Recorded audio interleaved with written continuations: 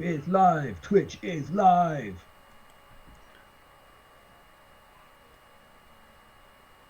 Already got 2 viewers on YouTube, so that's double figures. Oh, shit.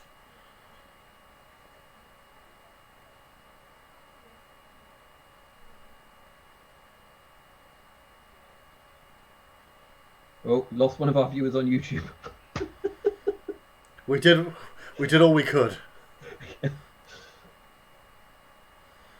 Come on, Right, Faith. I'll be back in 2 secs. All right.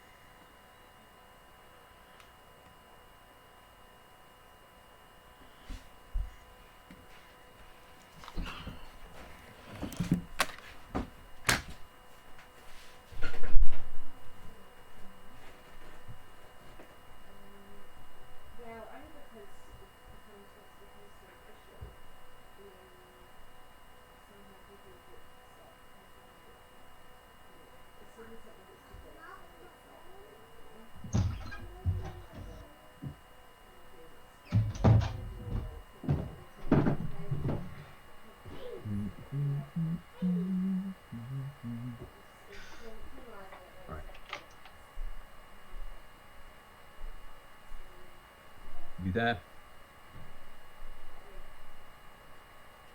No.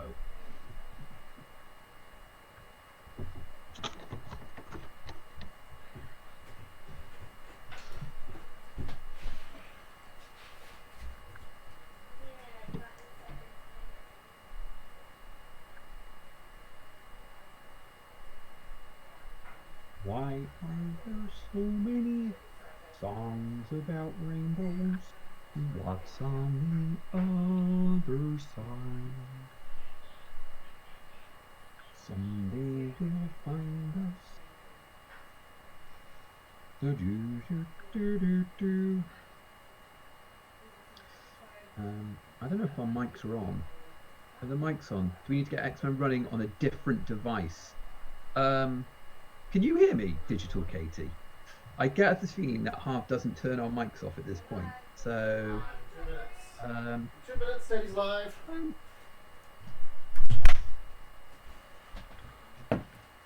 Okay.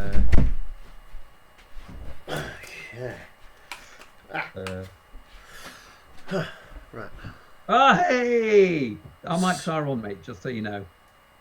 So when I was just singing Rainbow Connection, and someone started joining in on chat. Why were you saying Rainbow Connection? I don't know. It was in my head. Did you start from the start?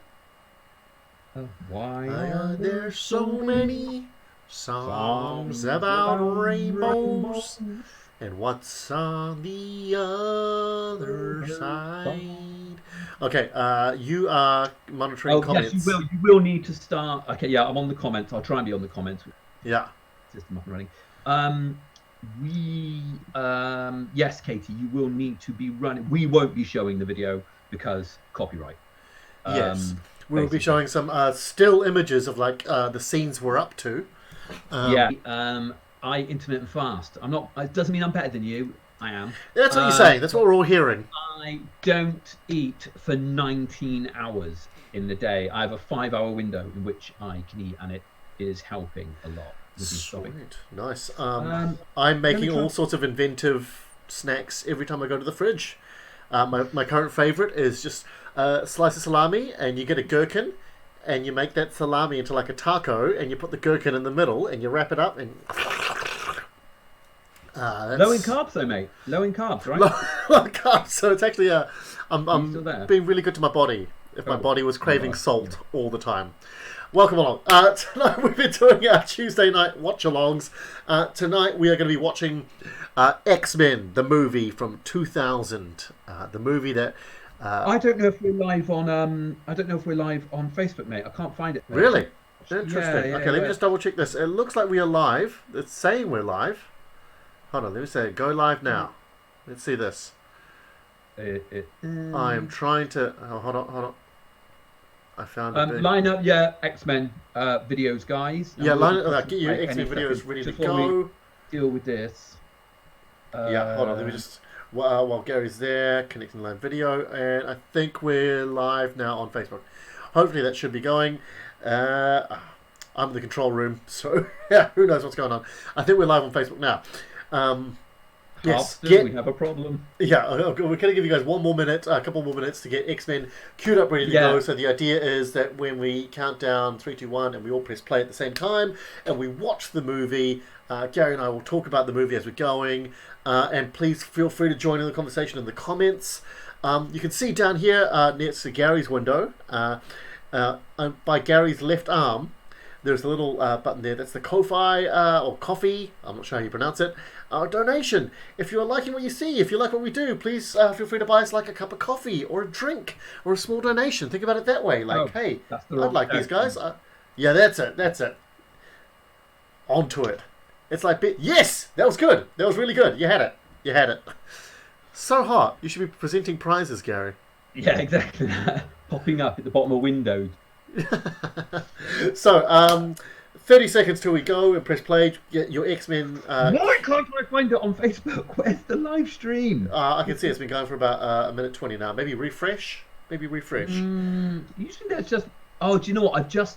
Facebook's got a new look, hasn't it? Have you seen Facebook's new look? Oh my god! Have you seen it? Oh my god! It does not food it. All right. Okay. We're going to start the movie. I'll keep looking for it. We're going to start. Okay, get it queued up. So queued up. Oh, there it is. We're all good. You got it? Okay. So I have just got I've got a blank screen. I've got it just pause there, blank screen on my Disney. I'm going to be watching on my phone. I've got subtitles on. I love this movie. Say what you will about the other X-Men. Not. Okay, fair enough. We'll talk about this some more. We'll talk about this some more. Okay, all right, let's do this, guys. We're going to do it. We're going to start in 5, 4, 3, 2, 1. Press play. There we go. X-Men 2000, directed by Bryan Singer, who went on to direct X-Men 2 and other X-Men movies as well. Don't quote me on all of them. He also directed Superman Returns, The Usual Suspects, which is a banger of a film. Absolute banger. Oh god, I'm going to turn my phone down so you don't hear the audio through your computer or device or whatever you're watching it. The dominant speaker. By the way, Patrick Stewart as Charles Xavier. Could they have? Did he just name his price? Like, who else were they going to choose to play Professor X? Yeah. You're right. It was a bit too obvious. Was he sitting there going, like, really? Who else do you have on the cards? Yeah. Who are we going to cast to play Patrick Stewart?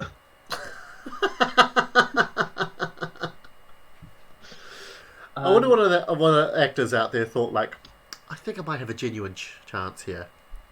Like, David Spade, you've made it down to the final 15. Yeah. You're going to Hollywood. I have... going to be moving along at the top here. You can see that content window. It's got the there's going to be a little picture up there. It's going to show you what scene we're at. Hopefully we can't show you the film, obviously, because of copyright issues, but we can show you stills from the movie about where we're at. Here we see the concentration camp, World War II, Auschwitz probably, Poland 1944. It's Poland. Is Auschwitz? Anyway, I don't want to get into where the concentration camps are. That's bad for me to comment on my history shit. But this is the introduction of Magneto. Well, this is sort of a problem in comic books, isn't it? Because obviously, Magneto being a victim of the concentration camp is integral to his character. But in the comic books, it means he has to be however old. I mean, He's got to be so old. He's got to be 80 odd now. However, I think in the comic books they might have done a little bit of a workaround, because there was a story arc somewhere where they turned Magneto into a child again. And when they were sort of back, they did that with Loki as well. Yeah. So when they brought him back, they could say, like, well, we actually made him 20 years younger, even though his mind retains the same memories. Comics books retcon so much shit. They get away with murder. Well, this film series retcons so much shit, it gets away with murder. Yeah, it makes no sense to me. It makes no sense to me that... I mean, this is the only one of these we're going to watch in this film series. I'm putting my foot down about that. Okay. What are you talking about? X-Men Origins Wolverine is a classic.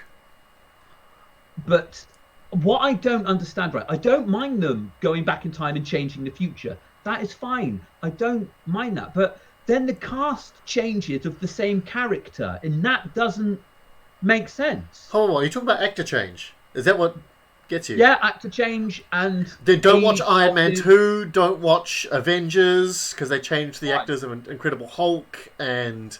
No, but that's the same character. They have to change the actor. Like, it's a brand new character.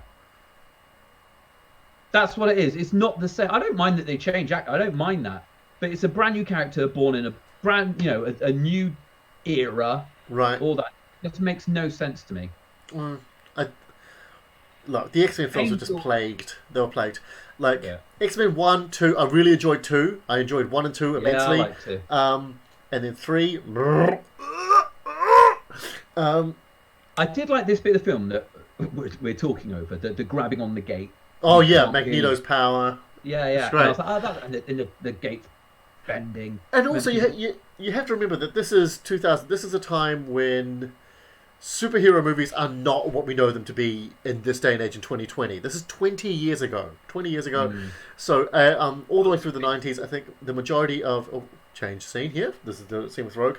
In the 90s, superhero movies were just seen as very hit and miss, mostly stupid, ridiculous, camped up, exaggerations. Like, no one was taking them seriously, and X-Men did a really good job of making the superhero film something that was a nice hybrid of geeky fan service and I believe this movie. I believe that it's serious, it's got weight to it.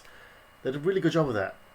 Unfortunately, they were trying to ride on the coattails of Matrix, which is why design-wise it was just black leather, wasn't it? It was just bad. I guess we should be thankful that the X-Men aren't rocking out in like black trench coats. Yeah. I think they would have come. Well, in fact, doesn't Storm wear a black trench coat? Oh, she's got the cape. She's got like the draping like wings. Yeah. Anna Paquin plays Rogue Early here. naughty sideburns. Yay! Anna Paquin, New Zealand actress, who is actually one of the youngest recipients of an Oscar. She won Best Supporting Actress for a film called The Piano when she was 13 years old. Digital Katie says, I'm not sure I remember seeing this film, and it's our son Louis's first time. Is that Louis? Oh, Louis! Is that Louis? Louis comes to all our shows, Louis. Louis. Yo, Louis, how you doing now?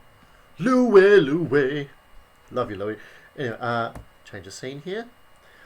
Famke Janssen here as Jean Grey. I had no...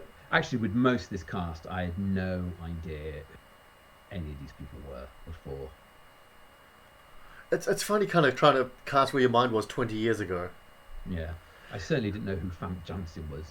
Yeah, it is Louis. Hey, Angel buddy! Favourite fan, Louis. What's up, buddy? She was in a Bond film, wasn't she? She was Xenia Onatopp in 1993's GoldenEye. On your top. Xenia Onatopp. And she got on top of men and crushed them with her thighs. Yes. And then with Xenia Onatopp. On your top. On the top. That's right. That is awful. Yeah, and Moneypenny said to James, "Don't worry, James. I'm sure you'll keep on the top of things." These were the 90s. All right, these were the 90s. with Pierce Brosnan, who was a strangely transatlantic Bond. Nobody can tell I'm Irish. The good thing about X-Men is it does the best job of being an allegory to racial tensions, LGBTQ tensions at the time. It's really done that, because when you look at this, like, what the people in the Senate are scared of is, like, these people with abilities. Like, what's to stop them using them badly? Yet they have no problem with the Avengers, with any other superhero team. But it's mutants. Mutants seem to have this stigma about them in the comic book world, which is part of their strength, really. Yeah. It's. I don't know what I was going to say. Sorry, I was actually watching the film then. That's what I was doing. Yeah. He looks young, doesn't he? Patrick Stewart. Oh, he looks great, doesn't he? Look at him. He looks young. He looks like he'd leap out of that chair and kick your ass, man. Yeah. Have you ever seen Patrick Stewart with his shirt off? He's hench. Oh, dude, the dude is stacked. He's ripped. Looks like part of the curriculum at RADA was benching. Yeah. And also, what a pairing. You got Patrick Stewart and Ian McKellen as Magneto. You know how they're like famously best friends? Yeah, yeah. Famously best friends before this or because of this? Oh, like, I think before. Like, they're both classic actors. Like, they had, loads of encounters before this, I'm sure. How much fun would have this been to do? If we were playing these characters, who do you think would... Don't worry. I'd play Magneto. I don't mind being the villain. They both look young, don't they? I mean, they're both 20 years younger. You know what I mean? Funny thing, Ian McKellen here looks old there, but he looks young. He looks like a wrinkly young man. That's what he looks like, a wrinkly young man. He looks like a wide-eyed 60-year-old who, with the whole of the world still kind of in front of him. We had a friend, we have a friend, Ed Caruana, who used to do stand-up. He doesn't do it anymore, but he's a very young-looking man, but sort of looked like Ian McKellen there, and he always had a line about how he looked like a child who's seen too much. That's what Ian McKellen looked like there, a young man who's seen too much. So here we have Rogue, who's run away. She's on the run from the power she doesn't quite understand yet. Imagine if puberty hit you like an atom bomb, and no one told you about it, and everyone else is going like, "Are you getting this? Are you getting hair in places you've never had before?" And she was like, "Yeah, I'm getting hair in places." And also sucking people's life force. Yeah, you smelling a bit around your armpit? Yeah, smelling a little. Are you sucking life forces? Not yet. Not really. No. So she's run away here. Here we go. And this is the first time we meet Wolverine. Interesting fact about Wolverine, the casting, they actually wanted Russell Crowe to play Wolverine. However, he was busy filming Master and Commander, I think, at the time. And he said, give my mate Hugh Jackman a run. Go on, give him a go. Give him an audition. There's a bright golden days in the morning. There's a bright golden because he was doing Oklahoma when he was casted. Oh yeah. Hugh Jackman, massive musical theatre actor, loves that. I'm going to say it. Digital Katie says apparently they met in the 70s, but became close friends filming this. And then she sent me a link because she's worried I won't believe her. Russell Crowe or Patrick Stewart and Ian McKellen? Patrick Stewart and Ian McKellen. Aww. I'm going to put it out there. I've said it before. I will keep saying it. Hugh Jackman was not the right casting for this part. I know. It's like Gary's got because he came to own it in the end. That's fine. Like, it's fine. But such an important element of Wolverine's character is that he's a short, stocky, little short man syndrome, angry little ball of rage. Yes. 6'2", dark and good looking. Hugh Jackman just isn't that. We've had many a chat about alternative castings for Wolverine. So and I feel you. I agree with you. It's the wrong. Like, I would have loved them to have taken someone small, fastball, special, throwable Wolverine. Joe Pesci. That's the only. Joe Pesci. I would love to see. I think we mention Joe Pesci every watch along we do. Yeah, we do. Because Joe Pesci, if you're watching, please just do it. Just do it. Make us all happy. But But I think Hugh Jackman did a great job for what he does. And you can see from the still I've got up here, I love how Wolverine in this movie is reasonably stacked. In later movies, he's like unbelievably ripped. But this one, he's like, hey, he's a drifter. He's just got a good physique here. Just got a good physique, and he's a guy that drinks and smokes. And people in the comments, who would you either have cast then or would cast now as Wolverine? I just want to say as well, Leanne Kelly is on the old Facebook chat and says, hi, you guys. Definitely the film that started my love of comic book films. Oh, it's a good one. It was a good one. Also, because in the 90s, you got to remember, X-Men was the thing. Iron Man, Captain America, Hulk, they were all taking bench seats. They were second rate at this point. So X-Men was where it's at. So when they decided the movie, everyone was going like, oh, please, don't mess this up. Please, please, please, please, please. And I thought they did a great job. It's not a perfect movie, but I thought they did a pretty good job. I remember leaving the cinema being disappointed. Okay. All right. Yeah, I remember being like, I was happy because it was all we had. So I was like, well, I guess I'd better like it. But in reality, I don't think I liked it. Fair enough. Here we go. Introduction of the claws. Wolverine claws. I really like how they did the claws in this movie. They're not like pointy like they did in the animated series. They've got some weight to them. They've got some width to them. I think they look like they're made out of plastic. They look great to me. Oh, I love how they come out of the middle, like in between the knuckles, perfectly, rather than out of the top of the wrist. The top of the back of the hand, like in the comics / animated series. I thought they did a great job with Wolverine's claws. And that jacket you'll recognise they use later on in X-Men Origins Wolverine. There, all the fans are wondering, but where does the jacket come from? I hope they tell us in future movies. Back, yeah.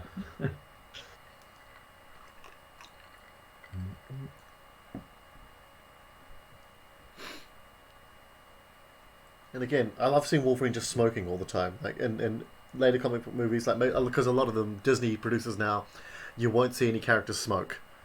But Wolverine always has a cigar now. If the X-Men do get introduced into the MCU, which looks like they will be, you won't be seeing anyone smoking a bit either. I can guarantee you that. Matthew Muffins says, pretty sure Jack Reacher wasn't meant to be a titchy 5'7" bloke either. Well, yeah, I've heard that. That's a good point. That's a good point. My wife is a huge Jack Reacher fan, and when they cast Tom Cruise, the first thing she said was like, "He's not tall enough. Jack Reacher's supposed to be a massive guy." Yeah. I've heard. There has been complaints about that. And they also, they should have got Tom Cruise to play Wolverine. Tom Cruise could have played Wolverine. I got adamantium.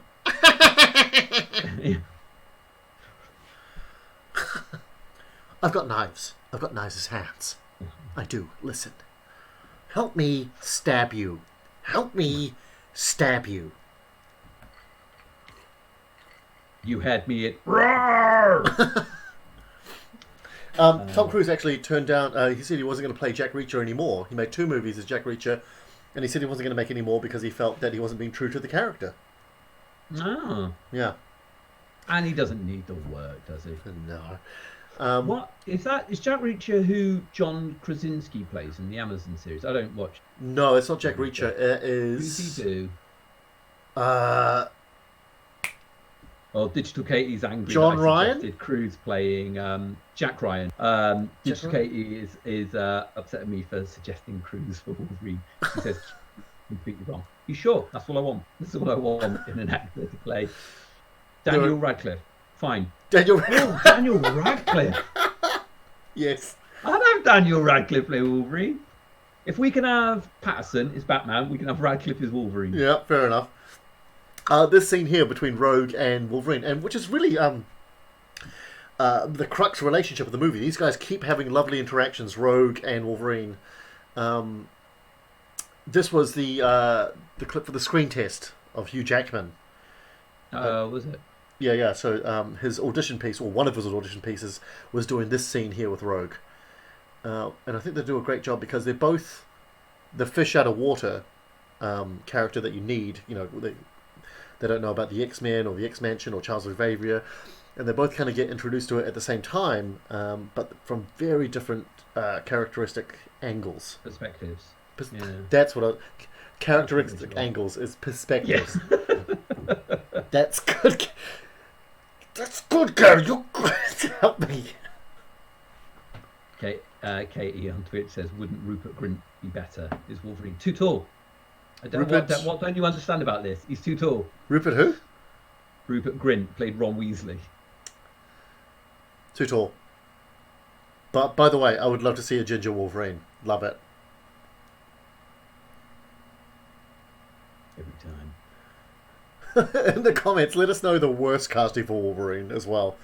We're looking for the best/worst casting for Wolverine. Yeah. I'm going to put this out here right now. You're not coming up with any of your own. Worst casting for Wolverine? Seth Rogen. I don't know. I reckon he could up his game. That would be the role that sort of made him. I think there's worse. I'll show you.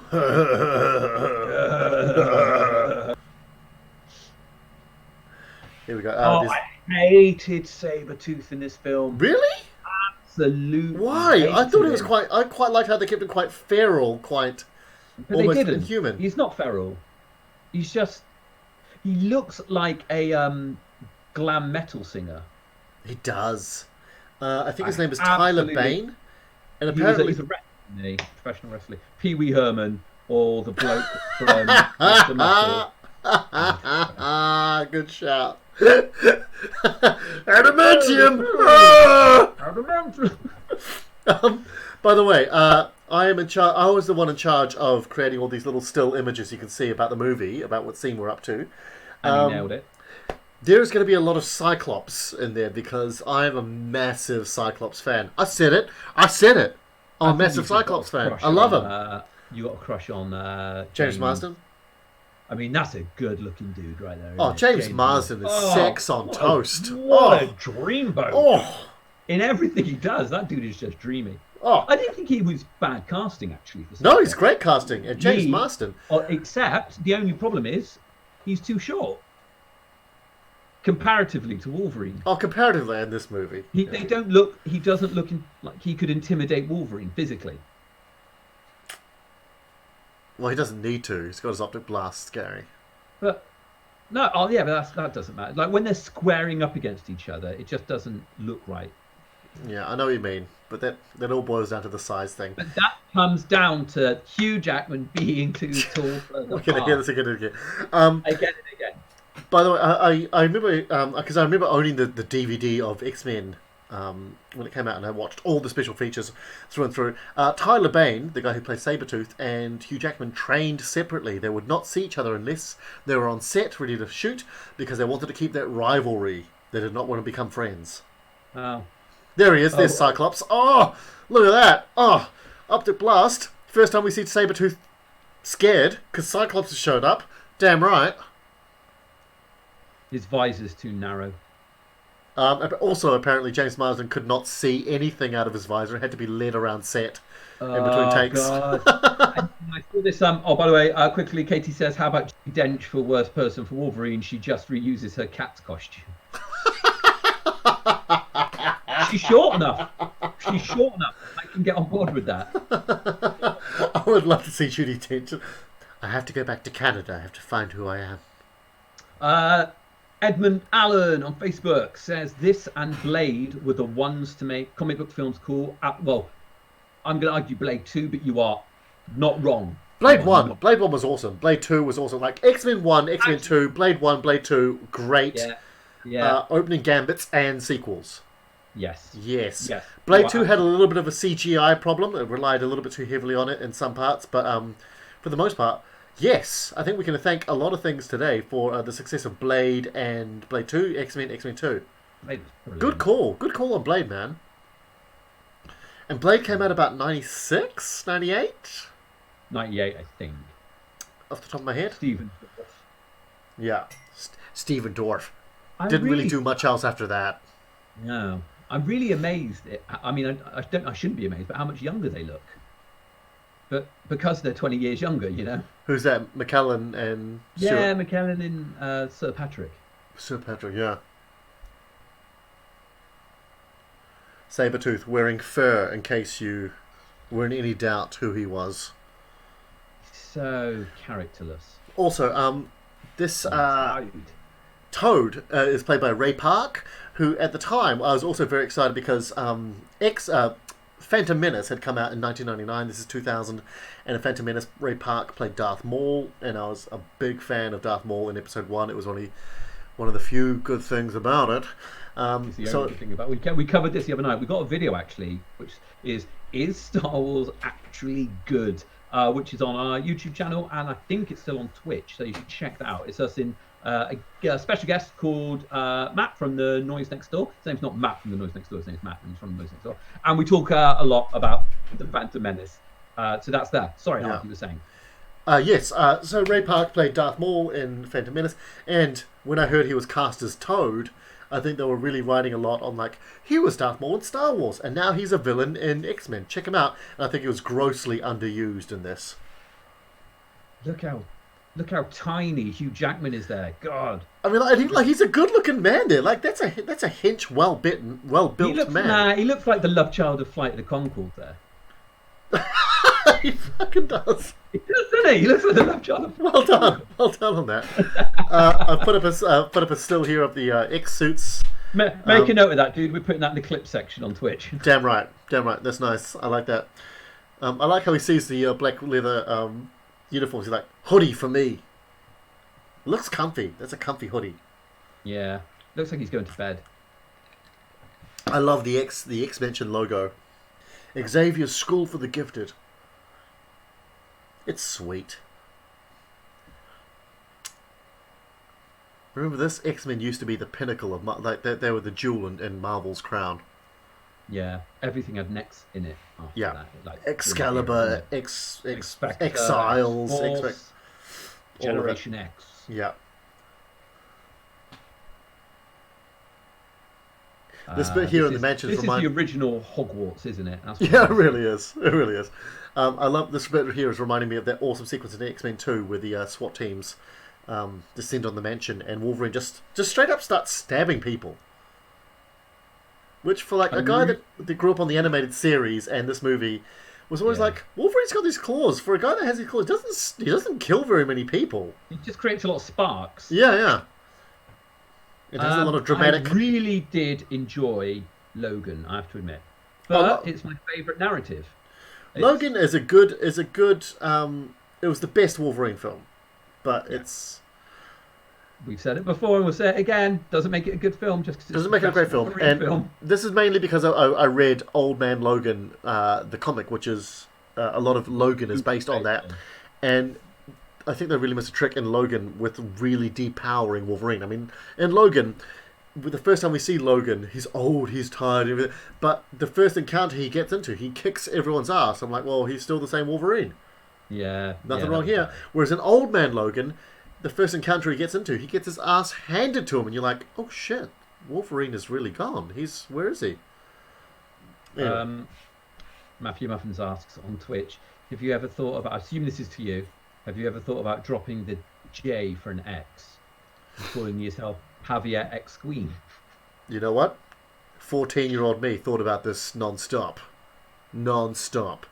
However, Javier and Xavier, they're very similar, but they're kind of half different, and also would have killed my parents. But I did think about it. I absolutely did think about it. Of course I did. I was like, growing up in New Zealand, having a name like Javier, where everyone's just like, Javier? Is that your name? Javier? I kept going like just one letter away. I could just be like, no, like Professor X, and everyone would be like, oh my god, that's amazing. You're our new king. But didn't change it. By the way, here, putting up this little still here of Cyclops. Wolverine's about to fight his way out. Look, he gets right up in Cyclops' face. Cyclops, not phased at all. Wolverine's trying to intimidate him. Look, here it comes. Look at this. Cyclops, right? You want to get out of my way? And Cyclops is like, mate, I don't give a shit, mate. Cyclops is like, I don't have a personality. I don't know what to do in this situation. if I had a personality, I'd know what to do, but I don't.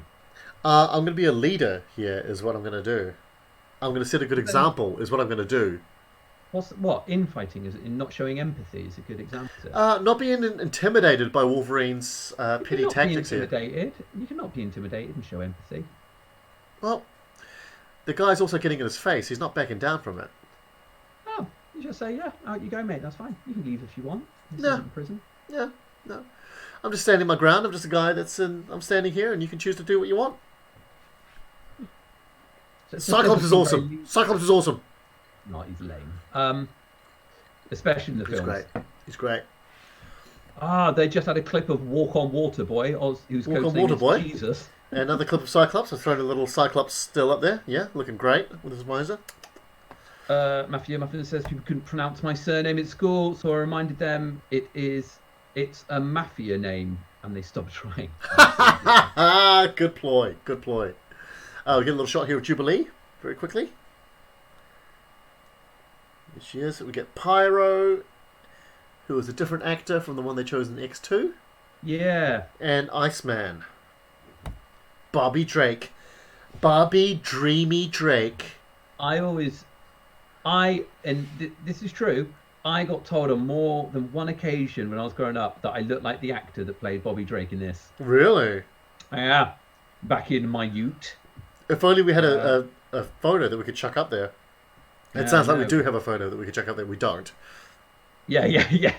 Sorry, that was very Oprah going like, okay, everyone, don't look under your seat. You get a photo of Gary with hair. You get a photo of Gary with hair. None of us want it.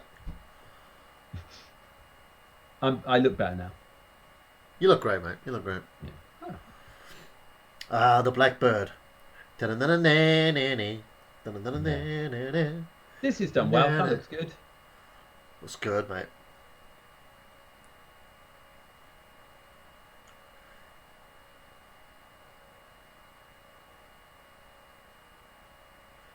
By the way, at the end of this movie, where they all combine to take on Magneto, it's Cyclops, Jean Grey, Storm, and Wolverine. There's 4 of them.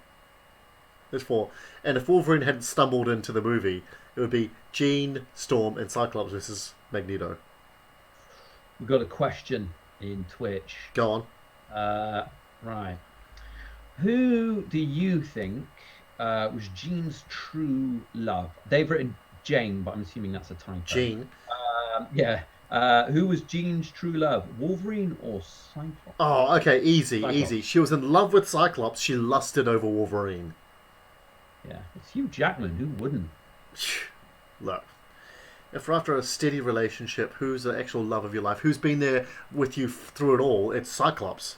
You got to remember, Cyclops was the first student at the school of Xavier, followed closely by Jean. They were there for a long time together. They've been through a lot together. Wolverine just shows up and he's all like, I'm dangerous and I could leave at any time, babe. And there's that animal attraction, of course there is. So the true love of your life is Cyclops, but the one she's always if I had one night out, I could, then that's Wolverine. I think actually, if you read the comic, in the comics they were together for an actually surprisingly short amount of time. Cyclops and Jean Grey. He's been with Emma Frost quite a lot longer than he was with Jean Grey for. Really, I know he got with Emma Frost after. Well, in the in-universe narrative, real terms. Yeah. Well, with the whole shitstorm that is Jean Grey's story retconned as Madeline Pryor, the clone that was Madeline Pryor and all that sort of stuff. The X-Men gets messy. Gets messy in the comics. Just it's tough to take on. Mystique here. I thought Mystique was badass in this movie. Rebecca. Rebecca Romijn. Rebecca Romijn. There she goes. Yeah, she is. And this is in 2000. These were mind blowing special effects. Mind blowing. And as a 17-year-old, this was crazy sexy. Oh, I was like, I wish she would choke me with it. Sexy.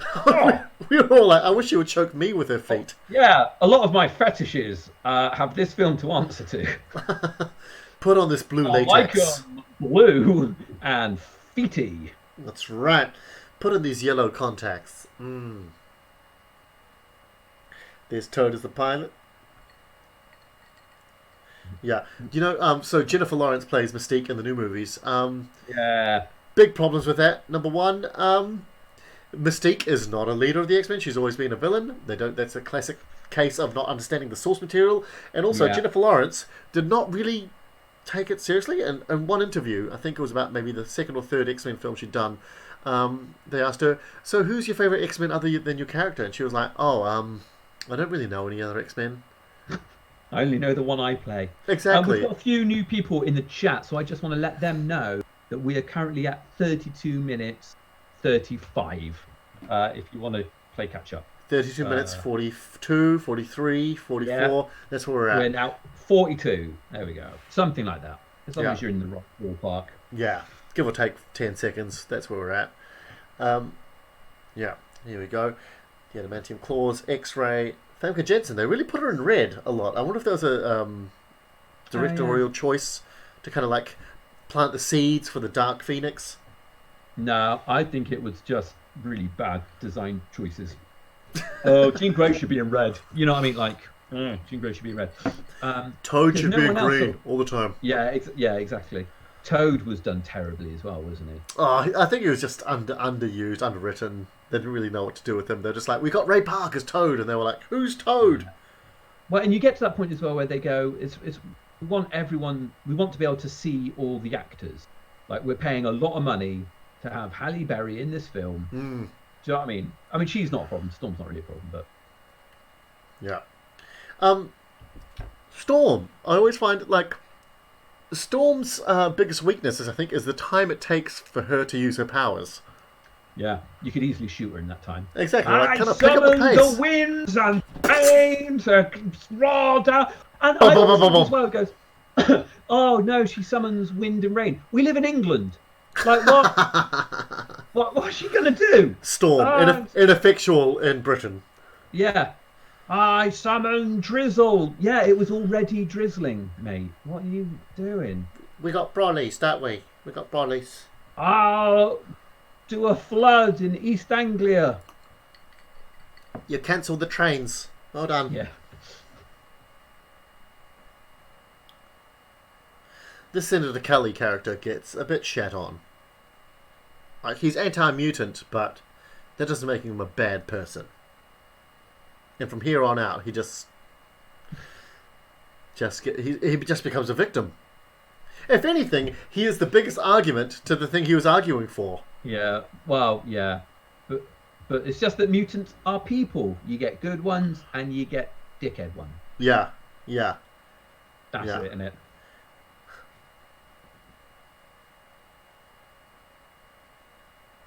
I haven't seen this film in ages. When was the last time you watched this film? Oh, 2002, maybe. I think I had it on DVD. Yeah. Good. What were you doing in 2000? In 2000, that was my final year of high school. No. Oh, yeah. I was year of 2000.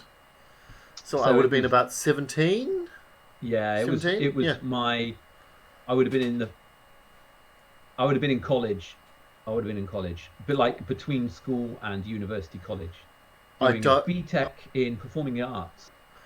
I don't know how the British education system, Yeah. like college and intermediate and all this sort of stuff works. I just assumed that you were at junior college, university. No. You were at tiny university, is what I think. Well, you kind of, yeah, not far off that. I was Yeah. doing what's called a BTEC, which is a qualification that I've recently discovered people now use as an insult for something being a bit shit. Yeah, bit BTEC, innit? Oh, dude, that's rough. I know. That is rough. Oh, it's a bit BTEC. It's like saying, it's a bit own brand. You know what I mean? Isn't it funny how bullies always found a way of making people with any sort of achievement feel like shit? Like, when people would be like, do you remember bullies that would be like, oh, what'd you get on your test score there? Oh, a 98. Nerd. Yeah. Nerd. All right, Kino. Yeah. Did you call people Kinos? Kinos? Oh, God, Yeah. sorry, I've just missed the stills up here. Kinos, no, but is that a bit of a job's worth? It's someone who, heaven forbid, is keen to learn. All right, Kino. All right, Kino. In the West Country, we call them keeners. Right. Ah, you're such a keener, mate. Such a Isn't that keener. funny? Like, it's a genius that bullies, for the most part being stupid, found a way to make smart people doubt themselves. Yeah. And Oh, like, look at him. He's incredibly strong. All right, strong guy. no, I'm not. No, I'm not. I'm weak sometimes. I'm not strong. I'm so weak. I hurt my arm. By the way, here we go. This is the scene with Wolverine, Famke Janssen, Jean Grey, Wolverine. She's the only one that can see inside him and understand what he's been through. He's such a tortured soul. Question from Matthew Muffins. We'll put this out to the whole audience. This isn't just for me and Xavier. Favorite Jean Grey? Haley Ram. I don't know who that is, mate. Famke Janssen. Yeah, or Sophie Turner. Famke Janssen. Famke Janssen all the way. Who's Haley Ram? Is that the animated voice? The animated series voice, maybe. Mate. Oh, Last Stand. Last Stand. Jean Grey was it might have been young Jean Grey in Last Stand, but it was Famke Janssen in Last Stand. Yeah. I don't know what you're on about, mate. I'm gonna look her up. Haley Ram. Yeah. By the way, these Cyclops glasses that he's wearing, these Oakleys, these kind of like bulky, bug-eyed frames. First of all, I wonder how much Oakley paid for them to be like, okay, Cyclops wears our sunglasses. And two, in 2000, those were banging sunglasses. Like these days, they look like very cool. They look like they're like proper bro glasses, aren't they? They look a bit. Bro. Yeah. They're proper kind of like they're slightly douche sunglasses these days. A bit kind of like, I've got a spoiler on my car and nitrous oxide and all that kind of crap. But back in the day, they were pretty good, pretty cool. Someone watching Google how much Oakley paid to have their glasses in this film. Yeah. I was just going to type it, but then I realised we have people watching to do it for me. This is the closest we're ever going to have. I'm at work at the moment. This is the closest we're ever going to have to Minions. Our flatmate Joel has just come through from playing D&D, has seen the Twitch channel and said, "Oh, that's even geekier than I thought." From a D&D player. Tell him we just rolled a 20 for nerd. Damn right. Gary, well done. We've surpassed what we set out to do. Yeah. We just stabbed Rogue. Yeah, straight through there. I feel like, oh God, you know what? I've got to take a pee. I'm going to be back. Oh, you and your bladder, mate, it's rubbish. She knows what to do. Oh, Rogue. I thought Rogue was good casting. I was all right with that. I thought Kitty Pryde was good casting. Is who played Kitty Pryde? Juno. What's her face? Ellen. What's her name? Ellen Page. I thought was good casting. But Ellen Page can do anything. She's brilliant.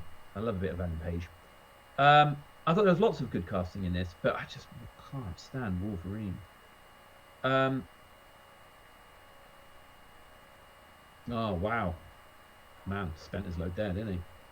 Crash on the ground. Anyway, what was the vampire TV show that she was in? True Blood. Never got into True Blood. That's totally something I thought I would have been up for. Never got into Smallville either, which always amazed me because it was superhero Dawson's Creek. I love both those things. Why would I not love Smallville? But I just never really got into it. It was superhero Dawson Creek. Why would I not love that? Right, has anyone Googled yet? He's gone to make a bloody gin and tonic. That's what he's doing. He ain't gone to the roof. He's making he'll come back with a glass. Hey guys, what's going on? And that's when. Oh, hey man. Sorry, I was just finishing a hilarious joke. I won't. Oh yeah. Nice. Where are we at? No, just then. So I was just talking about how I liked the casting of Rogue. Actually, I thought it was good. And she's great. I never got into True Blood. That's what she goes on to do.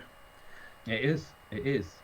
New Zealand has a history of Academy Award-winning young actresses, including Anna Paquin at 13 years old, and also Keisha Castle-Hughes, that you might have remembered from a Star Wars movie. But she was very famous. She won it for her performance in a film called Whale Rider. She might have been about 10, 11? Very young. Anyway, check this out. Anna Paquin Oscar acceptance speech, and Keisha Castle Hughes.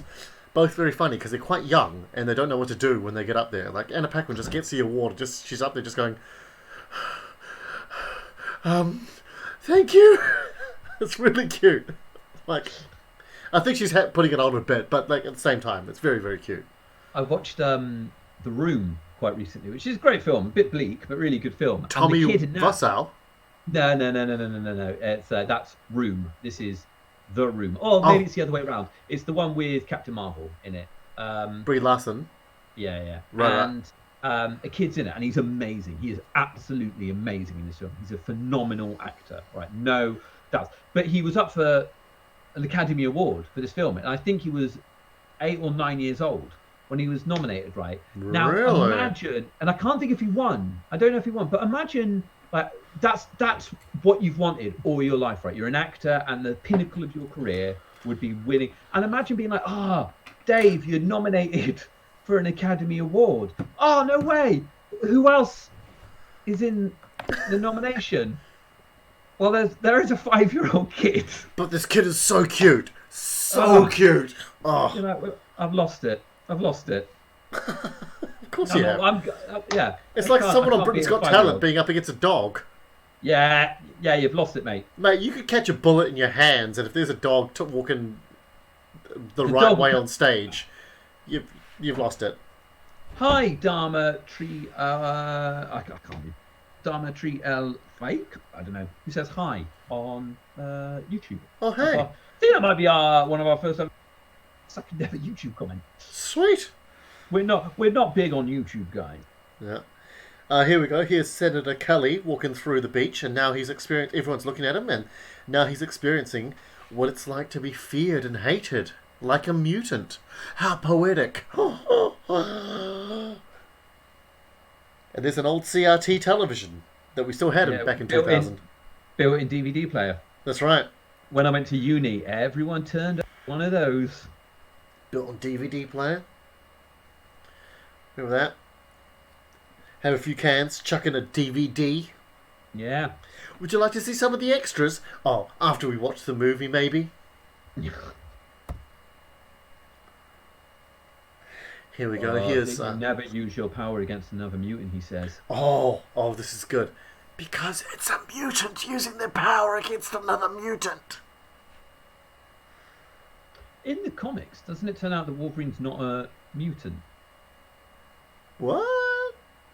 Yeah. I don't know. He's part of this sort of like totem feral tribe thing. I'm not really sure. I'll be the first one to admit that I have, out of all the comics universe I know out there, I have read 5% of everything I know that's out there.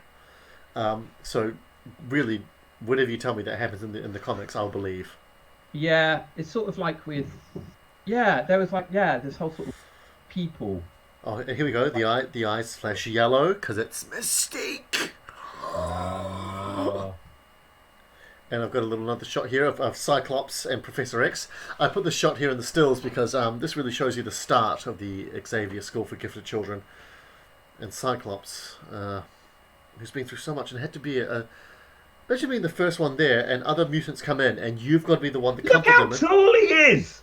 He's too tall! He hit his head on the door all the way through! I was going to say something, but yeah. Sorry, no, man. I'm joking. I like how you undermined my beautiful moment because, you know what? I've grown up with people hating Cyclops. I've been defending him for about 20, 25 years. And I will keep defending him. He's one of my favourite X-Men, if not my favourite. Cyclops, Gambit, Colossus, Nightcrawler, my favourites. I've always liked Colossus. He was not done very well in these. Okay, well there we go. There's a perfect example of not only the actor changing, but the complete character changing between X2. It was X2 he was introduced in, wasn't it? Yeah. And then Deadpool, which is the same universe, but then Colossus is this completely different guy. I love Colossus and Deadpool. I love him too. But it annoys me that you're suddenly like, well, just because you changed the past doesn't mean that now people are just completely different people. Yeah. Made no sense. It annoyed me. But then again, like, what was his character in X2? He was the guy that said, I can help you. And Wolverine said, you can help me by getting these children away. And he was like, okay. And off he goes. Yeah. When I was growing up, my favourite X-Man, I had a big old thing for, I like Colossus, because I like the simplicity. He turns metal and he's strong. Yeah, Boom. absolutely. Yeah. Love that. Me too. I love Angel and Archangel. I was a big fan of Angel, who didn't get treated very well. I love Psylocke, big Psylocke fan. Yeah. Here we go. Here's the Stranger Things finding of Rogue. Oh, yeah. Here's 11 putting on the blindfold. Patrick Xavier, like, nosebleed. I see her. In the Upside Down. Yeah. That's another thing about X-Men is I love the mutants with the simple powers, because their powers come from mutations, right? I love the ones that like are simple and like I'll buy that as mutation. Colossus. Yeah. I can mutate my genes into organic metal. Organic steel. Yeah, exactly. I'll buy that. I can control weather is a bit more. Yeah, but how? Hey, yeah. How do your cells make it rain? Yeah. Not buying that one so much. And even all I'm even alright with like telekinesis and telepaths. Yeah, I'm alright with that. I can get on board with that. But yeah, maybe Storm is just some sort of telekinetic who can only do it in weather control. She telekinetics through the weather. Yeah, I don't know. Yeah. Oh, by the way, this awesome motorcycle that Wolverine's riding, who does that belong to? Cyclops. Oh, get over it. What was that smile on his face just then? Yeah. That was weird. That was him going, I feel like Cyclops right now. Okay, it's okay. I'll stop talking about him being tall if you stop talking about Cyclops. I won't stop talking about Cyclops. He's my favourite. God, he's sexy. I love seeing my favourite part of X-Men, anytime Cyclops is on screen. I said it. He's too tall. He's too tall. Again, I did love Rogue growing up as well, but that's because she was badass in the cartoon. Yeah. Here we go, another lovely scene with Rogue and Wolverine. Again, Crux relationship. His voice sounds really high. You running again? Are you running again?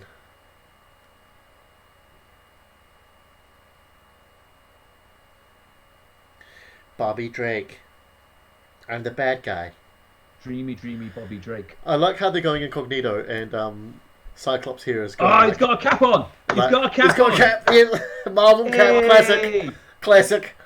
I'll just wear a cap. No one will know it's me. No one will know it's my visor.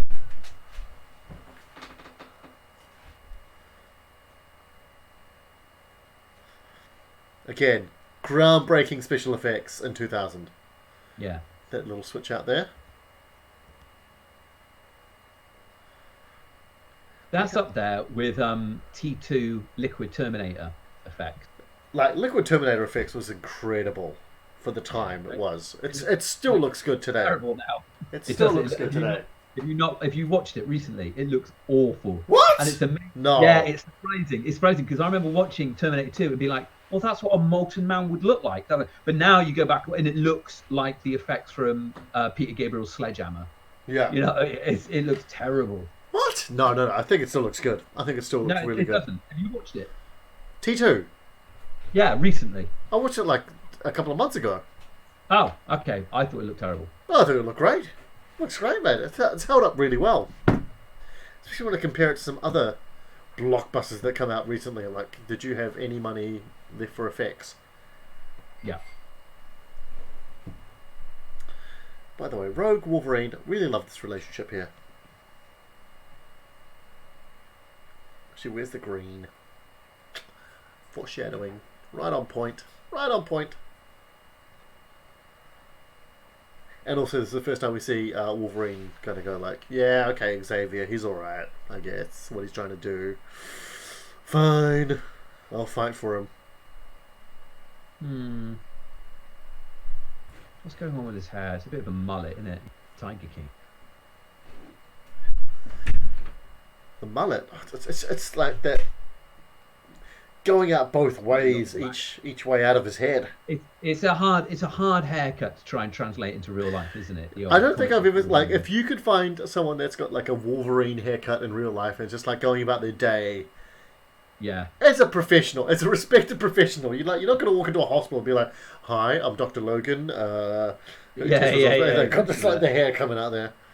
Look at this. Cyclops smiles at the child, and the child smiles back, and the mother's like, "Get away from him. He's a mutant." And how does she even know he's a mutant? Because he's got a visor over his eyes. Yeah, I'd be like, "Oh, that dude's got a rubbish headset." These days we would. Again, right now, you could have crushed a windpipe, Sabretooth. Yeah. Gave it too much time here. There goes Toad.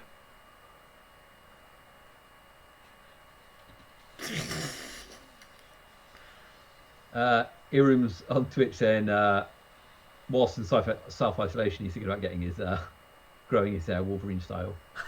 Please do. Please do. Do it. Send us photos. Would love to see it.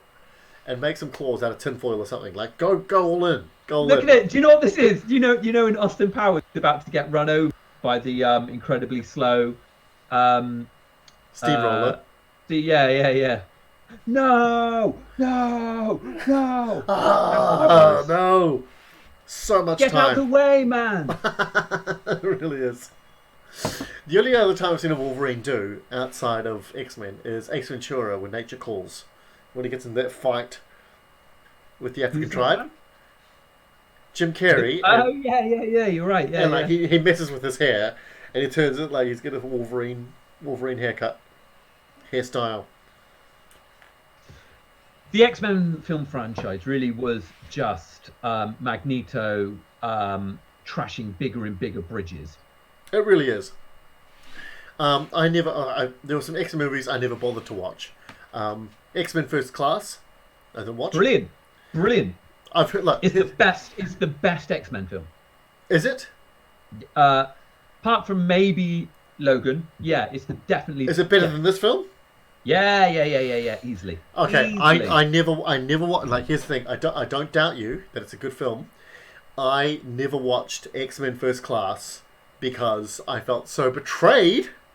Because I remember hearing that they were making a film called X-Men First Class, and I was like, awesome, they're going to make a film about the original five. They're going to make a film about Beast, Angel, Iceman, Cyclops, Marvel Girl, Jean Grey, as she was called back then. This is so cool. And then they were like, oh no, we're just making it what we want to be, like this kind of crazy reality alternative light. I was so betrayed. I vowed. And it was the first time I ever vowed anything in my life. I vowed that I would never watch this film because I felt so affronted that they would call it that and not give us that. It's the best Marvel. It's the best X-Men film, hands down. Don't care, mate. You don't understand how vows work. I made a vow. Okay? Never watching it. Because you should have made it about the original X-Men, then that would have been awesome, okay? Mate, I didn't make it. I had nothing to do with it, I promise. Gary, shut up! You had everything to do with this! You had everything to do with this, Gary! By the way, I am right though, right? First Class is the best X-Men film. You have to ask in the comments. That's who I'm asking, yeah. It is. By the way, this bit here with the guns floating in there, like, really shows you the potential of Magneto. Like, we all know that metal's out there everywhere, but like when he just disarms everyone and turns their own guns back on them. By the way, I love how Toad is wearing Cyclops' visor as a little /trophy / headphones. In the comments, do you know what Cyclops' visor is made out of? The red lens. Do you know what that material is? Arun says, I haven't seen First Class in ages. I don't remember anything about it. Oh, it's a standard X-Men film then, isn't it?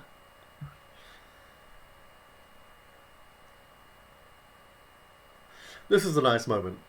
Yeah. His henchman talking to him via Charles Xavier.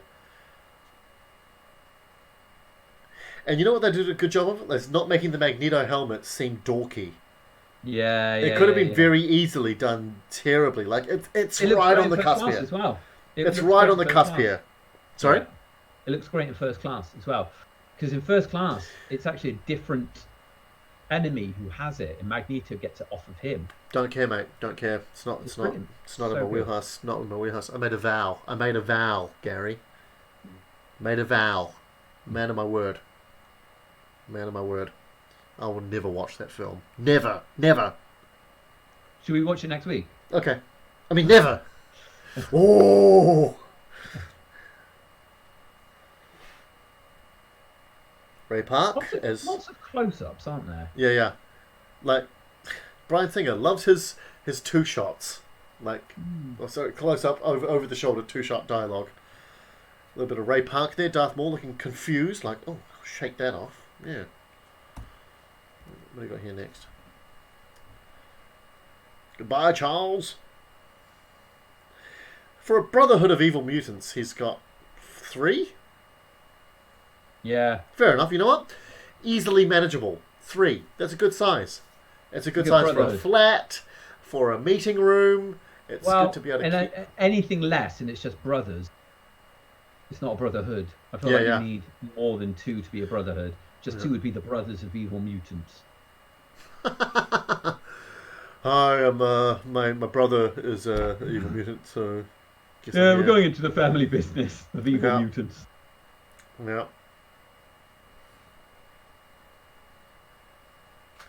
Charles Xavier dresses very well.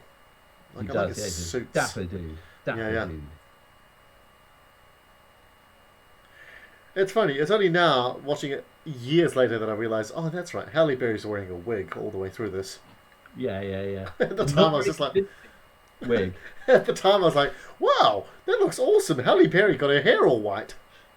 She looks like something from RuPaul's Drag Race now. It's a ridiculous wig. Yeah. Storm has some of the worst lines in this film. Well, there's some. It's coming. You know the line that's coming. Oh, absolutely. We're not going to mention it. I've got a still about that. Don't you worry.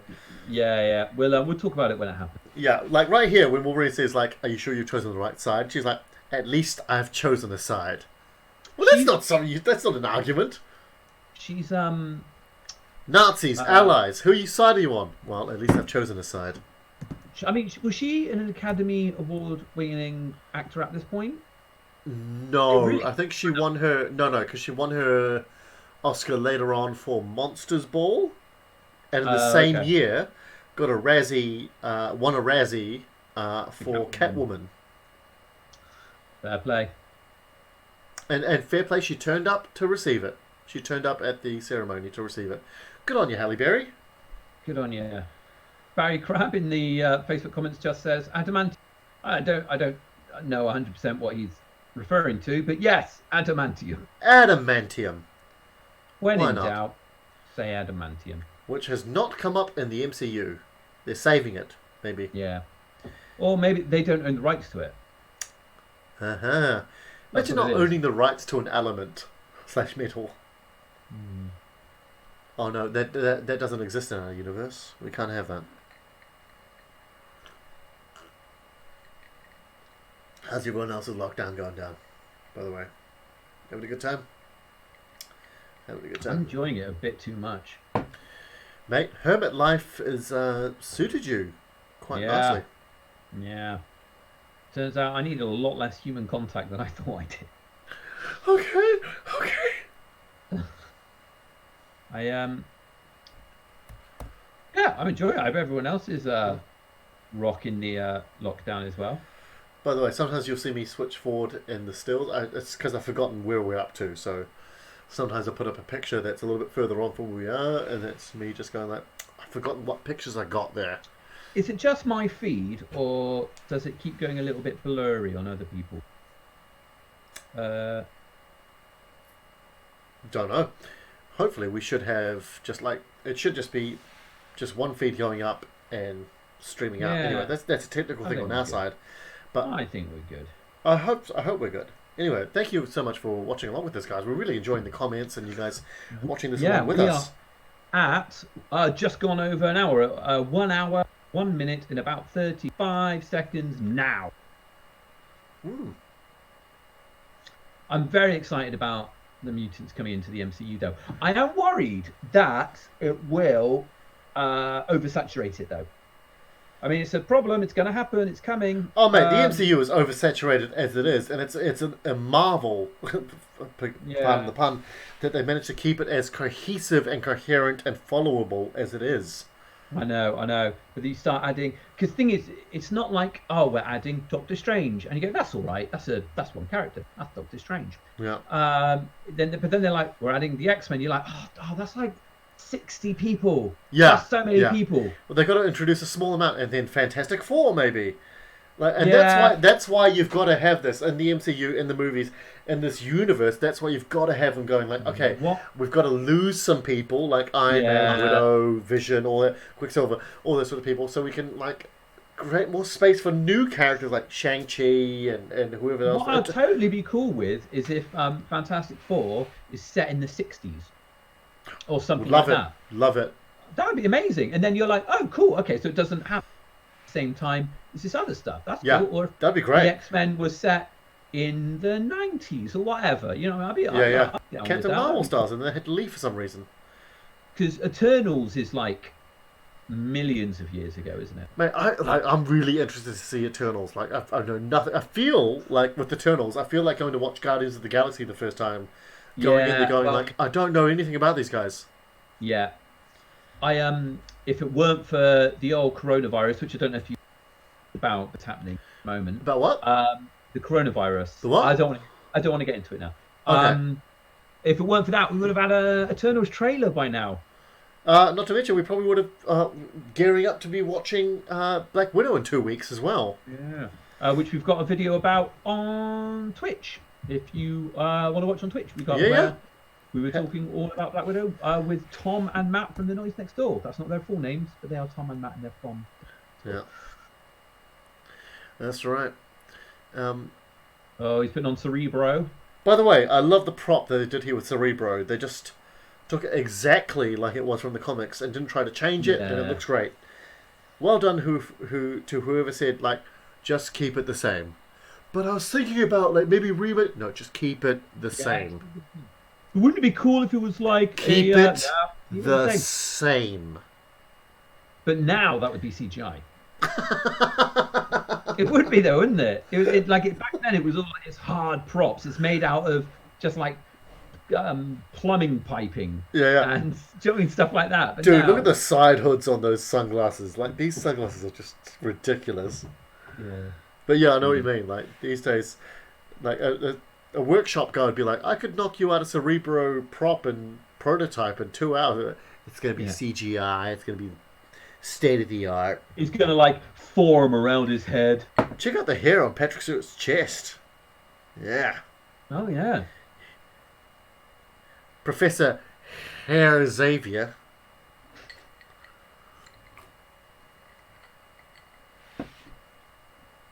By the way, as we all saw, Mystique poisoned Cerebro, and now Cyclops is there having a moment, and it's not often we see Cyclops let his guard down and stop being a leader and really let his emotions through. So good on you, Cyclops. We love you for that. I'm gonna look before I say it, but I think I'm gonna look into it as I'm saying it. I think Famke Janssen was like quite a bit older than the rest of the cast when she made this. I think so. Yeah. I'm gonna look into it.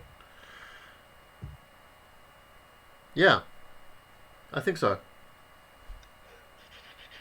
She is also Liam Neeson's wife, Lenny, in Taken. Oh, really? I've never seen any of the Taken films. Have you not seen Taken? No, I've never seen Taken. What? Yeah. What? Yeah, I've never seen Taken. Stop everything. Stop everything. Have you not seen Taken? Oh, like, dude, she was like 35, 36.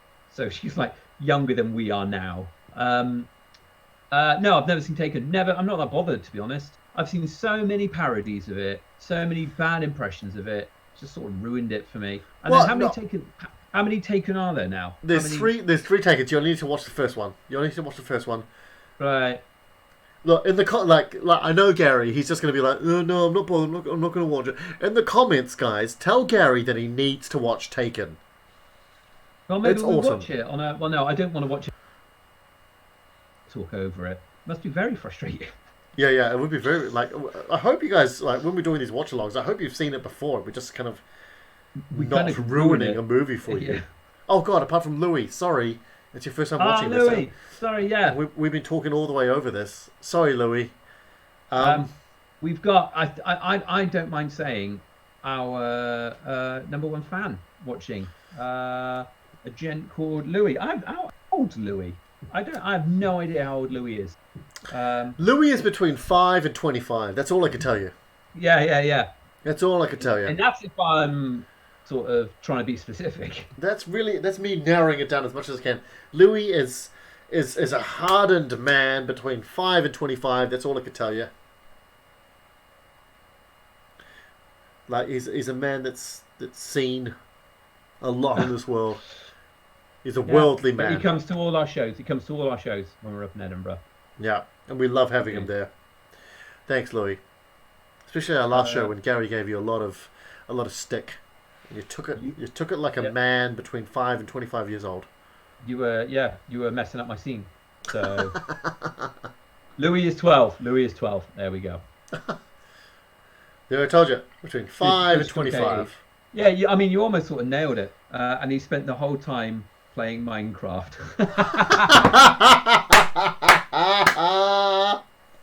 We should do one of these where we all just watch Louis play Minecraft.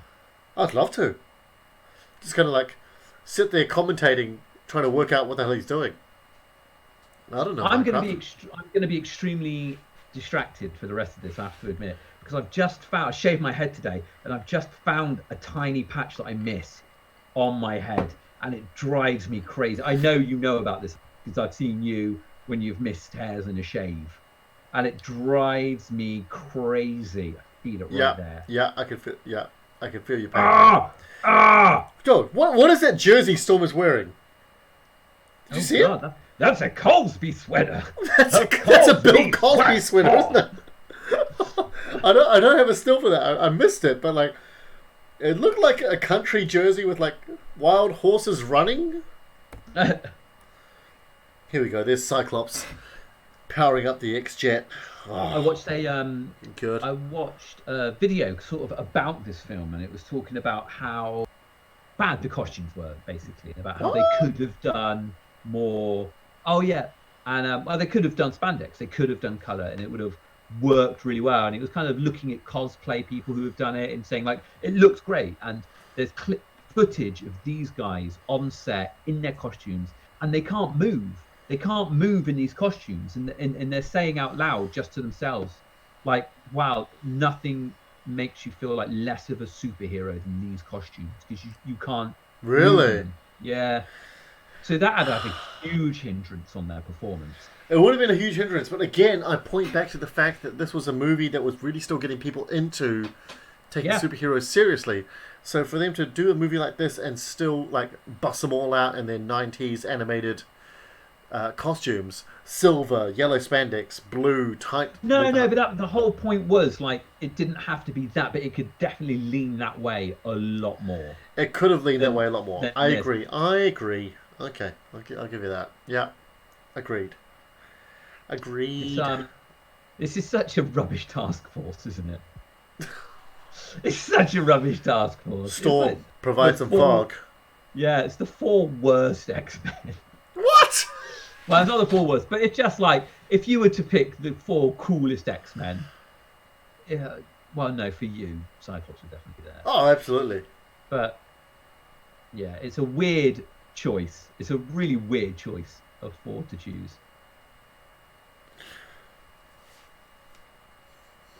Who's your task force? Like, if you need to sneak into a building. All right. Okay. Excellent. Who's your 4? Question. Glad you asked. I would have Wolverine there. I've always had mixed feelings about Wolverine. I'd have him there though. I would have. Okay, Wolverine. Gambit. Psylocke. Nice. Yeah. And Angel. An Angel. Ooh. Yeah. You've got 3/4 blue team there. An Angel. That's nice. I like that. And I Okay. think all four of them were in. Oh, they were in a title together. Like I think like X Force. They were in X Force together at the same time or They something. were. They were in X Force. Yeah. Not Gambit. Not Gambit. There's Wolverine, Psylocke, And Archangel, Angel. Yeah. and who else was Psylocke? Yeah. Are all in X Force. Oh, this is a great bit here.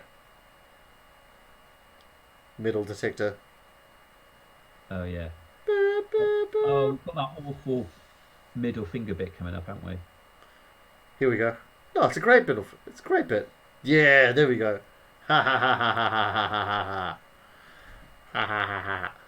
Okay, best line in this movie for my money. He, It's coming up later, but when they know there's a shapeshifter out there, and Cyclops is like sees Wolverine, and Wolverine's like, it's me," and he goes, "How can I be sure?" And Wolverine goes, "You're a dick." He goes, okay. Best line in the movie.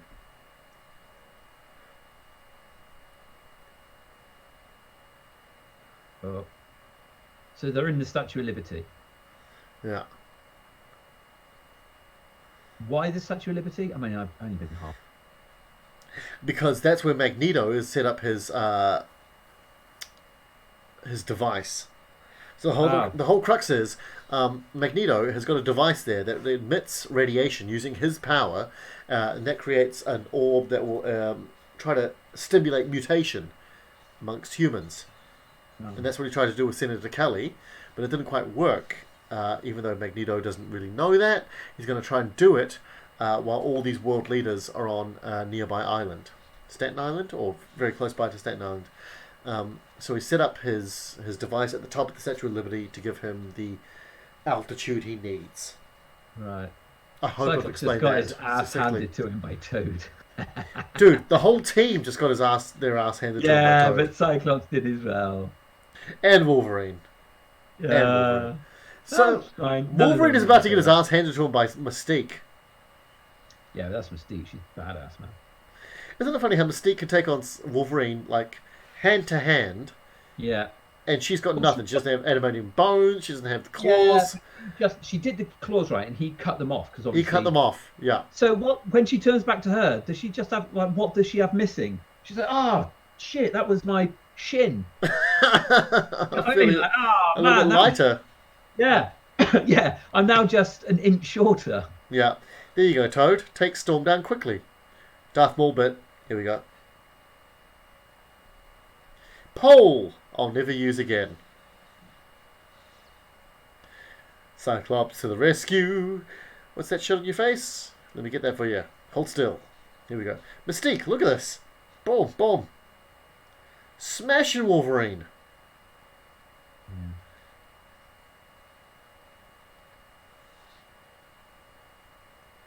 Sweet effects change. Yeah, Tongue great out. effect Here we there. go. Yeah, tongue.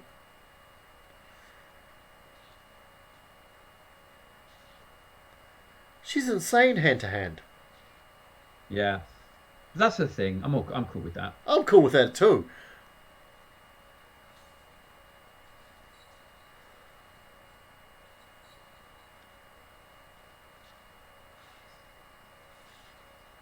I like this. Wolverine smashing up the chain wire fence. Yeah.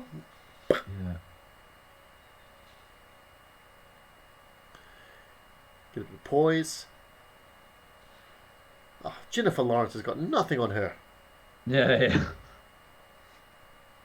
Oh, that's weird. Weird little Spider-Man move there. Yeah, yeah. By the way, I'd like to point out, if anyone doesn't know here, Cyclops' optic blasts are concussive, not inductive. Heat-based. They're not heat-based, they're concussive-based. Here we go. Here it comes. Oh, God. Everyone be quiet for the line. Do you people ever die?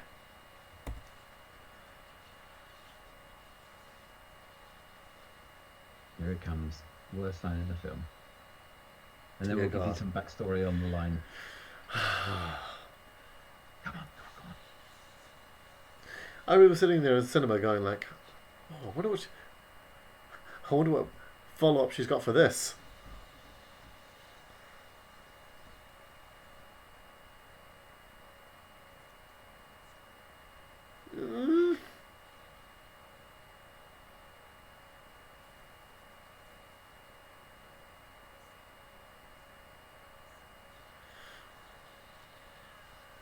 Who greenlit that?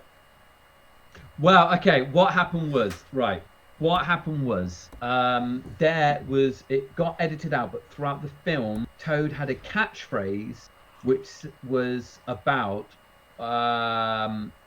what happens when a toad ... and he said this a few times Oh, throughout the really? film. So when it got to that point, it would make sense for her to say this I line. never knew that. Yeah, but they got rid of his catchphrase. Do you know what happens when a toad regurgitates in your face? Or something like that, whatever. Then her line just made no sense. I would love to see that director's cut with Toad Yeah. having Then, dialogue. She could have just not said anything. She could have just badass and just... Yeah. But, yeah. Yeah. Excuse me. So has he killed her? No, he just stabbed her in the stomach. Yeah, Here we go. Here's the best line. Here we go.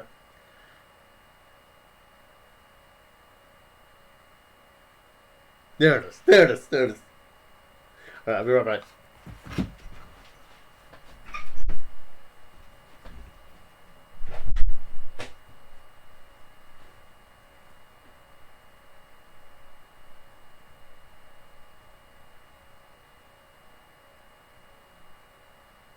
Right.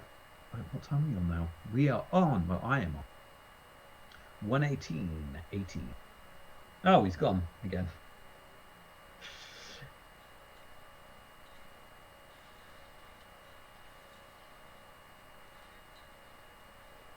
Oh, God. Cyclops sucks so hard. So hard. And I just don't get any chemistry between those two, between Jean Grey and Cyclops in this film. There's no, it's like they have to tell us that they're in a romantic relationship. There's no actual chemistry between the two of them. I don't believe it for a start. I didn't, has anyone seen Apocalypse and Dark Phoenix? Because I've only seen Sophie Turner in, which one was she in? Sophie Turner. She wasn't in New Class, and she wasn't in Days of the Future Past. So she was just Apocalypse in Dark Phoenix, I think. So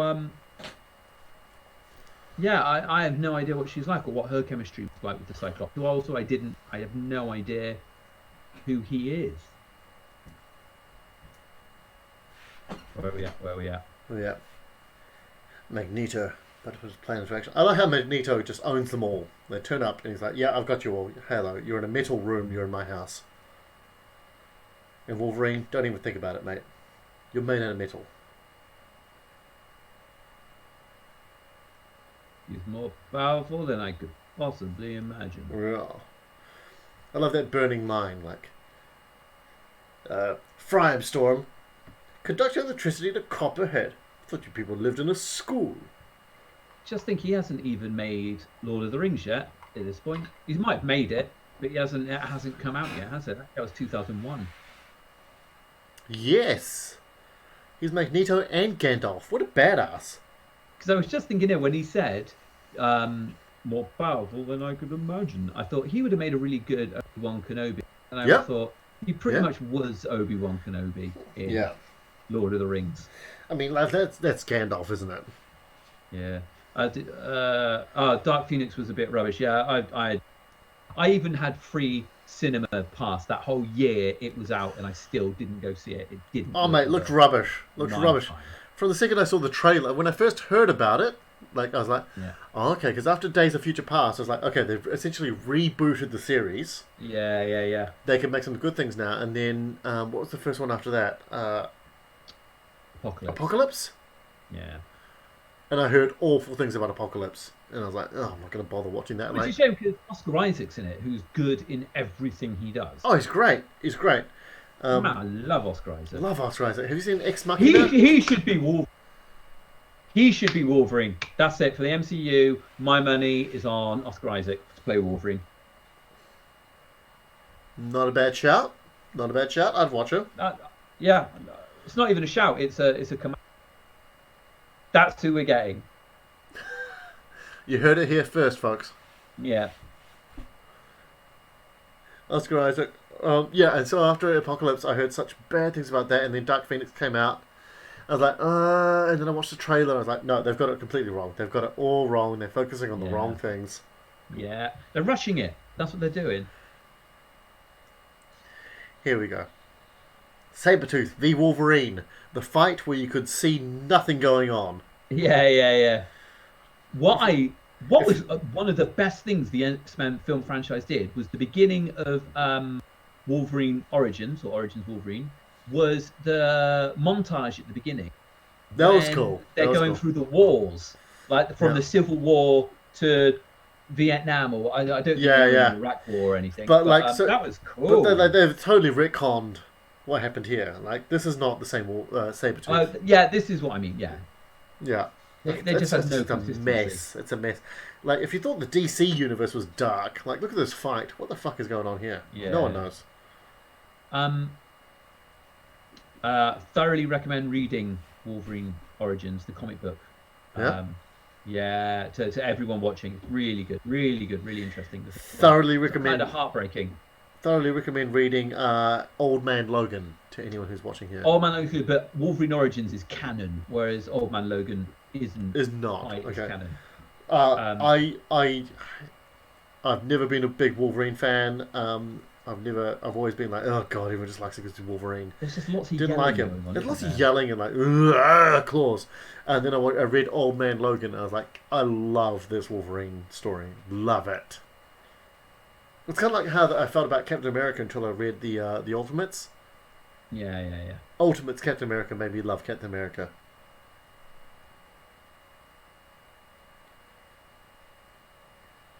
Hello, Sabretooth. You still owe me a scream. Here's a lovely bit where oh god, sorry, I've got to catch up on the stills. Sorry guys, sorry, I've not been here. I forgot. The X-Men, like any team, work best when they're working in collaboration. And this little bit of team up here with Jean Grey telekinetically putting Cyclops' visor nearby and angling it for Cyclops to open his eyes. Great bit of teamwork there, and that's when the X-Men are at their best. What? Teamwork. How did Magneto get his contraption in there? Did no one notice? That's a good question for another day, Gary. Why didn't you just put it somewhere else?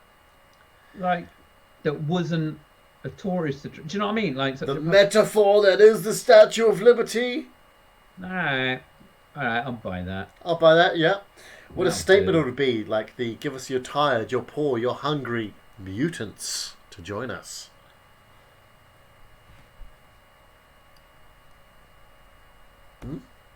I think. Okay, here we go. They're collabing again. Here we go, having a good old look. Storm, take your time. Take your time, get him up there.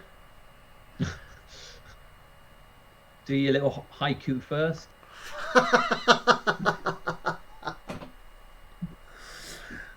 The activation haiku. Yeah.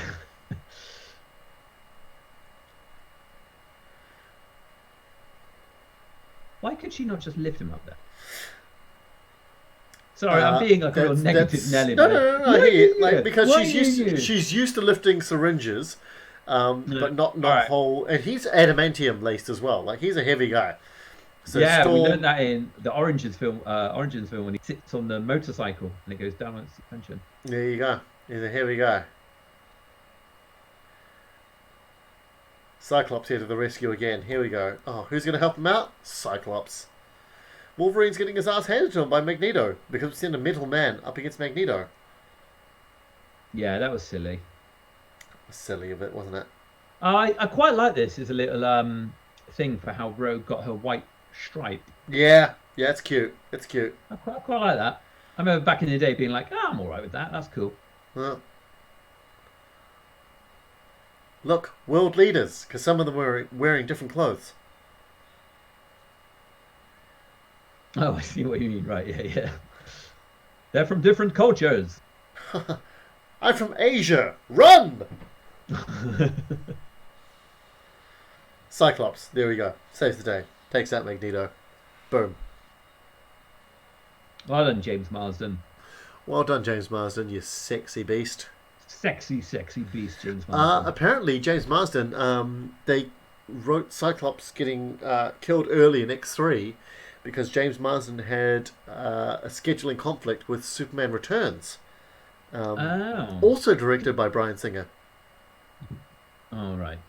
So a little bit of a vested interest. Yeah. Who did he play in that? He was the new love interest of Lois Lane while Superman had been away. So he's kind of like the Kate Bosworth. Oh, Kate Bosworth. Who did I say? Lois Lane. No, you said Lois Lane. Lois Lane. Sorry, Kate Bosworth. Yeah. He was the stepdad, if you will. There.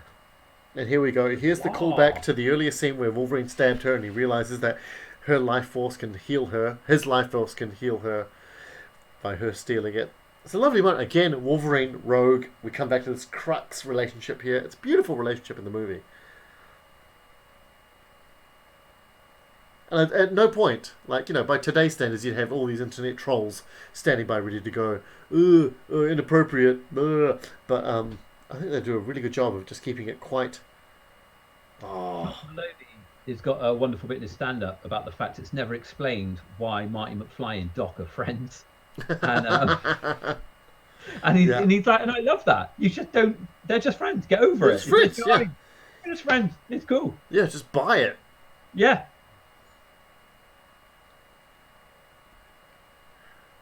I really like this Rogue at this point where she's not like the animated series where she got flight, super speed, because she stole it all off Ms. Marvel yet. She's just got, I steal people's powers for a little bit, and it's a horrible curse for me. In my head, I often get Anna Paquin and Claire Danes confused. Yes, I can see why. Yeah. I mean, they're both ugly criers. I feel like Anna... No, it was Natalie Portman who was down to be Juliet and Romeo and Juliet. She was not far too young, but she was too young. She was like 15. Oh, no. Romeo and Juliet was the first time I remember Claire Danes being in anything. Yeah, me too. Oh, she's so good in that. I took my high school girlfriend to go see that. I took your high school girlfriend to see it too. Oh, it's awesome. I hope she liked it better the second time. Me and my girlfriend went to see it as well. Rachel number 1. That was her Rachel name. number 1. If you don't know about the Rachels, Gary has managed to date about 4 Rachels. 7. Is it that many? 7 Rachels. I've had 4 girlfriends. 7. I feel like there's a very... I wrote a show about it. That's right. I feel like it's a very kind of like high fidelity-esque movie waiting to happen about Gary and his Rachels. Yeah, top 7 Rachels. Which was the Rachel I didn't like? That was the last one. That was Rachel number 7. Rachel number 7. Yeah. If we ever release extra content on this channel for other things, I will tell you all about Rachel number 7. Gary was blind. He was deluded. He went into a bubble for a little bit, and I'm just glad to have him back. How many gins have you had? I'm just glad to have him back. Okay? Rachel number 7 just tried to take him away for a while. Didn't last though. Didn't last. Thank God.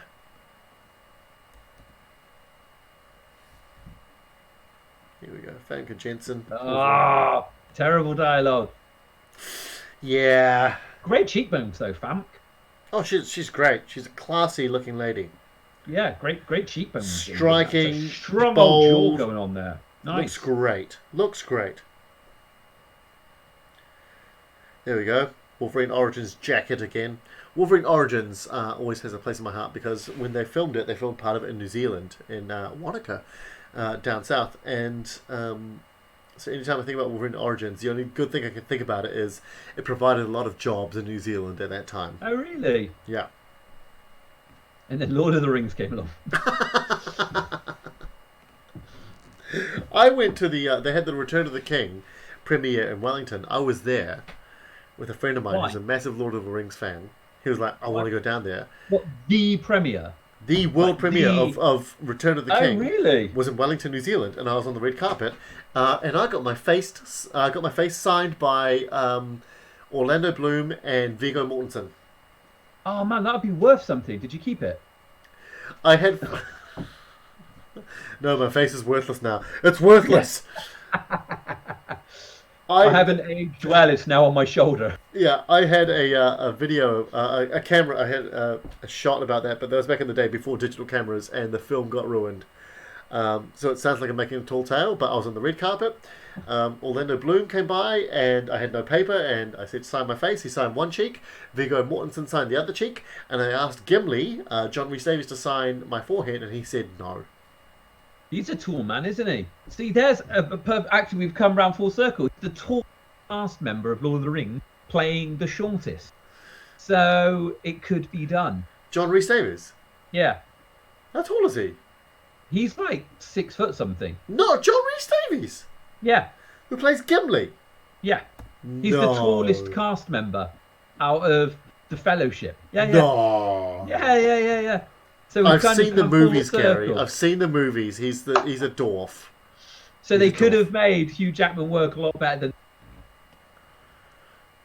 That's insane. I'm going to Google that after this is done. I'll do it now. Someone, please Google that now. I might be making it up. I'm not sure. Sometimes I lie to impress people.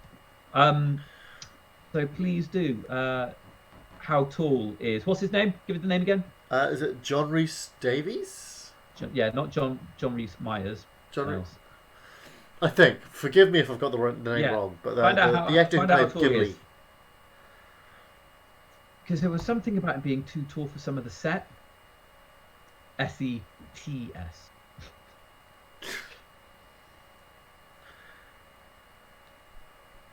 This is nice. Mckellen, Stewart playing chess. Yeah. Beautiful. Anyone watch Picard? I quite enjoyed it. I'm up to like episode 4. I didn't know you were a Star Trek fan. I'm not. But I am a Patrick Stewart fan, and he's brilliant in it. And it's kind of like Picard is to Star Trek what The Mandalorian is to Star Wars. You don't hugely have to know about the universe to sort of. But I'm sure that makes it so much more richer. I can't imagine watching The Mandalorian knowing nothing about Star Wars and still enjoying it. Also, Mandalorian, that's going down in my estimation. It is not maintaining a good caliber, is it? Yeah? What are you up to? 5. Watched the 5th one the other night. What happened on the latest one you watched? He is 1.85 meters. That's useless to us. Katie, give it to us in feet. That's about my height. A little bit taller than me. That's a bit taller than me. I'm like 180 centimeters. Give it to me in feet in centimeters. That's over 6 foot. That's over 6 foot. Is it? Yeah. I thought I was about 5'10". This guy must be 6. I never quite knew how it worked. Anyway, there we go. There's Magneto in his coronavirus isolation booth. He's going to be fine in there. Which the breakout of is brilliant in X2. Actually, it's one of my favourite bits in the whole. It is, isn't it? Where he gets the security guard to drink too much iron. He then rips the iron out of his body, creates little balls. Yeah. And then smashes the place up. There we go. It's X-Men. Yay! X-Men. Yay! X-Men. This week we don't have to awkwardly wait for end of credits. Yeah, that's right.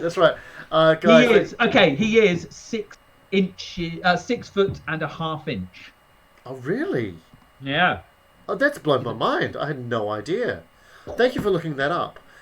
Yes, thank you, Katie. Thanks. Before we go here, thanks for watching that with us. It was I really enjoyed watching that film again. It brought back a lot of memories. Thursday night on Justice League TV. Thursday night, we're going to be doing. Gary and I are going to be doing a selective roundup of our favourite geeky news of this week. Yeah, it's going to be about an hour long. We're just going to talk nerd for an hour. We don't really have anything in mind what to talk about, so we'll do some looking up at stuff that day, and then so please come along and with some stuff. That would be amazing in the comments. Consider Thursday night this week to be your platform. Geeky news update. Yeah. Join in with us. Anything you want us to talk about? We're just going to have a big old nerd out, I think. A nerd out. We're going to pick our favourite geeky nerd headlines from this week, Gary and I, and we're going to talk about those. You guys talk about them with us.